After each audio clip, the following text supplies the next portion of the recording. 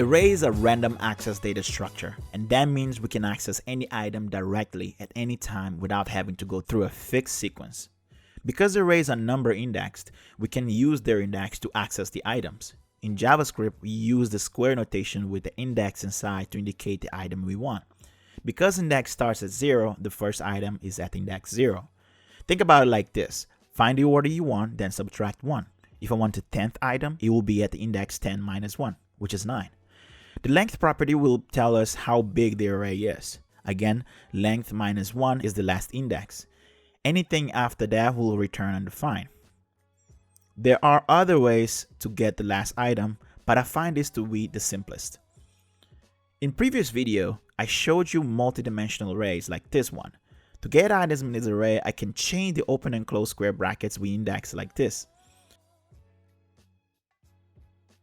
If I have an object as item in the array, I can get it by the index and then even reference a property of that object using the same notation with the name as a string inside. And if the key of that object does not contain spaces or illegal symbols, I can just use the dot notation with the key. We will talk about maps, dictionaries, and objects in a different video, so make sure to subscribe for that one. If you want to know what all indexes of this array are, you can use the keys method to get them, but this method returns an iterator. I spoke briefly about the from method in the previous video, and I mentioned it takes an iterator as the first parameter. We can use that and pass the keys iterator, and it will give us a new array with all the indexes. There is also the values method, but using it with the from method would be pretty much like copying the array.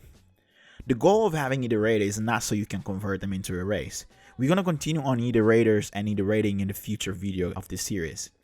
Finally, there is also an entries method, which if I convert into an array, it creates an array of index value pair arrays. You can use this entries array to create a map, but again, another video for that.